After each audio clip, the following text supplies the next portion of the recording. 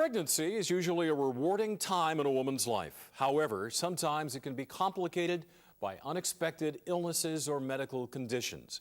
Dr. E-Peter-Anzaldo of St. Joseph Hospital in Orange discusses the factors that contribute to a high-risk pregnancy. In today's age, I think the high-risk pregnancy patient, it really has changed than it was maybe 10, 15 years ago.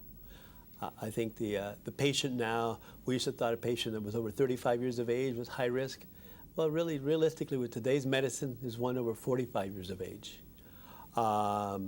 Mothers who have cardiac disease, mothers who have chronic hypertension, mothers who have known diabetes. Those are the kind of typical patients that I see. 3 to 4 months before she's considering having a child, she should come to see the high-risk specialist.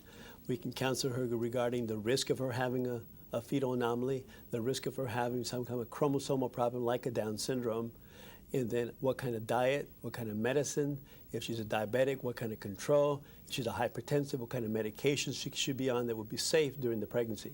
High risk not only means the mother, but sometimes it means the child. The child, with these prenatal diagnoses to our availability now, we're able to diagnose genetic problems, syndromes, lethal anomalies, and then these pregnancies become high risk. In the first half of the pregnancy, our biggest toolkit is our ultrasound. I consider my ultrasound machines in my office as my third hand. They can diagnose pregnancy as early as 28 days from conception. Okay, we can see a beating heart at about 42 days of age. And as early as about 10 to 12 weeks, we can begin to now see fetal anomalies that we haven't been able to see in the past because of the digital age that has come to the ultrasound machine. I think we measure our success not so much by the number of healthy babies, because we know when we take care of these high-risk situations, we're talking about a higher proportions of our babies being ill, higher proportions of our mothers who are high risk give birth to critically ill and preterm babies.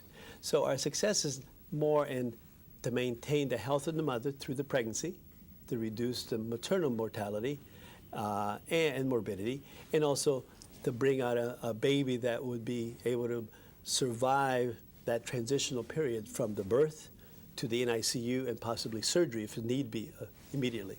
In the next 10 to 15 years at St. Joe's Hospital, we're going to be now setting up a unit called a high-risk perinatal unit, where high-risk mother or high-risk pregnancy with an anomalous baby or a critically ill baby are going to be coming to the hospital for frequent antenatal visits, and then finally for the delivery, and then the transition team that will pick up the baby at the time of birth and be taken over to Children's Hospital for the NICU for possibly medical therapy, cardiac surgery, and then in the next probably 5 to 7 years, realistically, which is probably looking at doing some in utero surgery, so we can repair some of these birth defects in utero in this high-risk unit.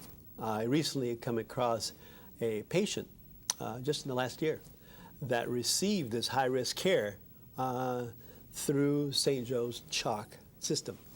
And basically it involved a triplet mom, a mom that was having 3 children.